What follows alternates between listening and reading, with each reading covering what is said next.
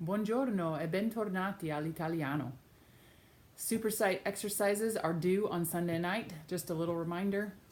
Keep in mind that I hope that you're doing them until you score 100% on each exercise. And if you have questions about any of the exercises, make sure you ask your instructor. Use the Ask Your Instructor button to ask me about them, and I will get back to you as soon as possible about those questions that you have.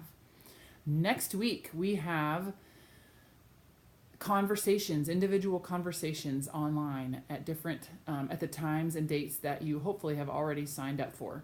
If you have not already signed up, go back to last week's wiki page and put your name on there next to an open date or time. Please don't erase anybody who has already posted on that wiki page. Don't erase or edit their information. We're going to be using Skype for our online individual conversations. So if you are not familiar with Skype, you need to, first of all, download it onto your computer and create an account, a Skype account. And then you'll look for me on Skype, and I've written down in the introductory paragraphs to this week. Please make sure you read those. I've included my Skype name, so you need to find me on Skype and put me in your contacts. And then you can email me your Skype name that you created when you created your Skype account. So please make sure you take time between now and our individual conversation to familiarize yourself with Skype and test your computer's audio and your camera visibility. Make sure your internet is good as well, so that we don't lose connection in the middle of our Skype call. And read again carefully the conversation guidelines, which really there aren't that many. And a good way to practice would be to find somebody else, maybe your partner for your partner conversation, or somebody that you know that can help you practice some questions and answers. Keep in mind, I don't want you to have a script in front of you when you are when we're talking, because you won't have a script if you are speaking to people in Italy. So I want you to be as familiar with Italian, basic Italian, as possible. The questions that I might ask you they're all from our book. They're all things that we have studied and talked about so far this semester. Italian verb conjugations, IRE verb conjugations. You will watch in this video tutorial the same video that you watched for ARE verbs and ERE verbs, regular verbs, meaning there are verbs in each of these three categories, ARE, ERE, and IRE, that follow the same pattern. You take off the last three letters, the infinitive ending it's called, and you stick on a certain given ending depending on the subject doing the action. So watch the video again, and I want you to notice the difference between IRE verb endings and the other two categories, ARE and ERE.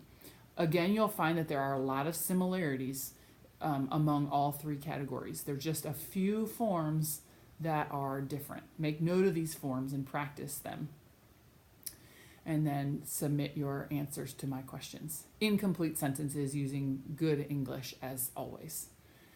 Distance Learning Activity 18, an annual event in your Italian region. So once again, you're going to be researching something in your assigned Italian region, the one that you're going to be taking a trip to for your final video project. And every region has some sort of annual event. It might be in a bigger city in the region, or it might be in a small town in the region. But look up some sort of a festival in your region and write about it. Please do not plagiarize. Do not take anything verbatim from a website. Instead, summarize it in your own words and write in your own words and cite your source, even for the paraphrasing that you will do. Distance Learning Activity 19, overnight lodging in your Italian region. Where would you stay? Where would you stay if you went to your Italian region? I'd like for you to be diversified in where you stay. For example, not all 5-star hotels, even though that might be a good choice for you to stay in, but look at some other options as well. Maybe include one or two places that maybe you wouldn't be so inclined to stay, but that look a little bit interesting. For example, a bed and breakfast or an agriturismo or even a campground, something along those lines. And then lastly, we have, besides our weekly forum, which I hope that you participate in, is quiz 5, l'ultimo quiz, our last quiz besides our Moodle final exam. So just like always, you can choose to watch the review video that will give you some reminders about each section of the quiz, and then take the quiz, please, by yourself without the help of anybody else. And you have 45 consecutive minutes from the time you open the quiz until the time it expires. Bene, arrivederci e buon lavoro.